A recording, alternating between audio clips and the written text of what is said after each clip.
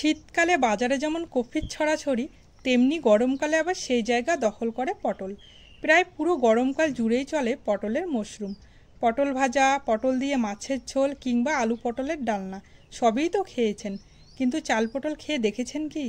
গরমে পটলের বীজ পাক ধরার আগেই একদিন রেঁধে ফেলুন চাল পটল। কিভাবে রাঁধবেন রইল রেসিপি। নমস্কার বন্ধুরা, আমি অর্পিতা, ভিলেজ মিল চ্যানেলে আপনাদের স্বাগত। আজকে রেসিপিটি বানানোর জন্য আমি এখানে 8 থেকে 10টা পটল নিয়েছি।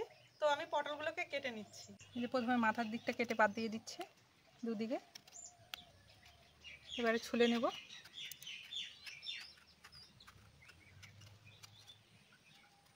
এই যে কিছুটা করে অংশ রেখে রেখে এভাবে ছুলে নিচ্ছে।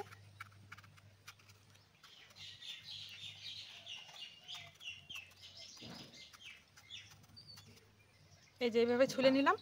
এবার একটা পটলকে আমি 3 টুকরো করে নেব। এই যে এইভাবে।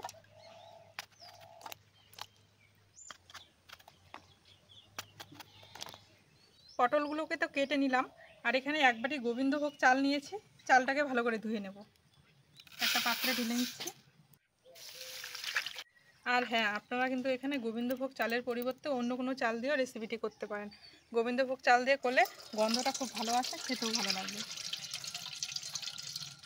সব কিছু রেডি করে নিয়ে উনানটাও ধরিয়ে নিলাম। এবার কড়াই বসিয়ে দিলাম রান্নার জন্য।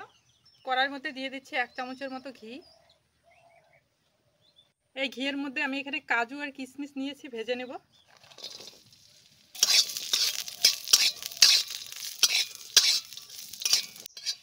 কাজু আর কিশমিশ হালকা একটু ভেজে নিলাম। এখন এর মধ্যে ধুয়ে রাখা গোবিন্দভোগ চাল দিয়ে দিচ্ছি। এগুলোকেও হালকা ভেজে নেব।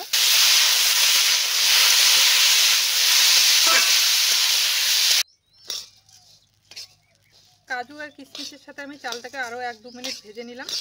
খুব সুন্দর ভাজা হয়েছে। এই দেখুন কত সুন্দর ঝরঝরে হয়েছে, আর কালারটাও কিন্তু অনেকটা চেঞ্জ হয়ে গেছে। এবার আমি এটাকে নামিয়ে নেব।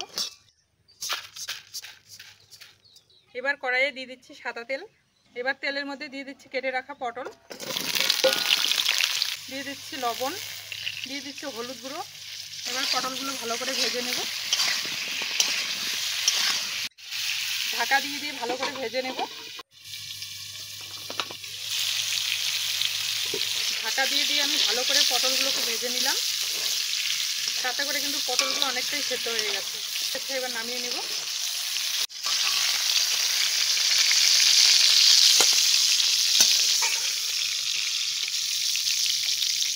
এবার এই পটল ভাজা তেলের মধ্যে আমি 1 চামচ ঘি দিয়ে দিচ্ছি। এবার এই তেলের মধ্যে দিয়ে দিচ্ছি একটা তেজপাতা, 2টো শুকনো লঙ্কা আর গোটা গরম মশলা। ফোড়নটা থেকে খুব সুন্দর মিষ্টি একটা গন্ধ বেরিয়েছে। এখন এর মধ্যে দিয়ে দিচ্ছি 1 চামচ আদা বাটা, আর দিয়ে দিচ্ছি 1 চামচ জিরে বাটা।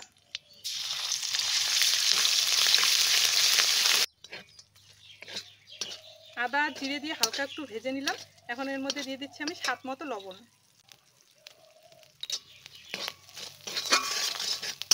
এবার দিয়ে দিচ্ছি ভেজে রাখা পটলগুলো।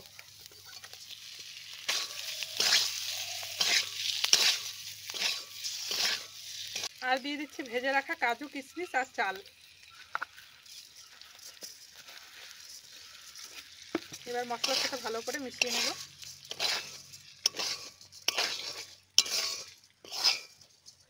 মশলার সাথে আমি চাল আর পটলটা দিয়ে আরও ভালো করে ভেজে নিলাম। এখন এর মধ্যে আমি যে বাটি দিয়ে আমি চাল নিয়েছিলাম সেই বাটি দিয়ে আমি 2 বাটি জল দিয়ে দিচ্ছি।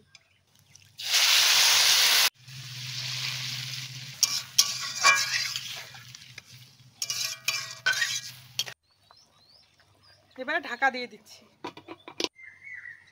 এবার ঢাকাটা খুলে দেখছি। এই দেখুন বন্ধুরা, জলটা কিন্তু অনেকটাই টেনে গেছে। এবার এর মধ্যে আমি দিয়ে দিচ্ছি 2 চামচের মতো চিনি।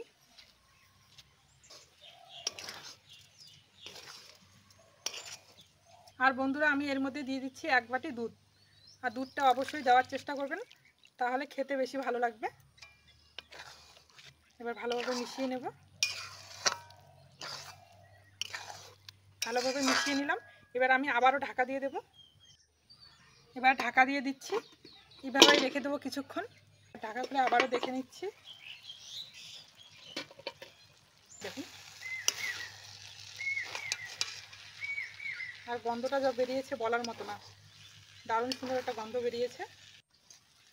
আর বন্ধুরা রেসিপিটা কিন্তু আমার হয়েই গেছে। আর এই দেখুন সমস্ত কিছু কিন্তু ভালোভাবে সেদ্ধ হয়ে গেছে, এই দেখুন চালটাও। আর হ্যাঁ, নামানোর আগে কিন্তু আপনারা একটু গরম মশলা বা ঘি দিয়ে নামিয়ে নিতে পারেন। আমি কিন্তু কিছুই দেবো না, তার কারণ আমি আগেই ঘি দিয়েছিলাম। তো আমার এটা হয়ে গেছে, আমি এবার নামিয়ে নেব। নামানোর পর ঠান্ডা করে নিয়েছি, এবার একটা পাত্রে সার্ভ করে দেখাচ্ছি। এই দেখুন বন্ধুরা কতটা লোভনীয় হয়েছে, দেখতে যতটা লোভনীয় হয়েছে খেতেও কিন্তু ততটাই সুস্বাদু, ভীষণ ভালো লাগে খেতে। তো আপনারা অবশ্যই বাড়িতে ট্রাই করবেন।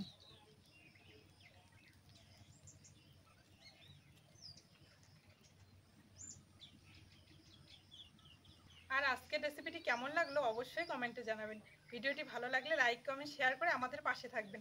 তো আজকের মতো এই পর্যন্ত, দেখা হচ্ছে অন্য কোনো ভিডিও। ধন্যবাদ।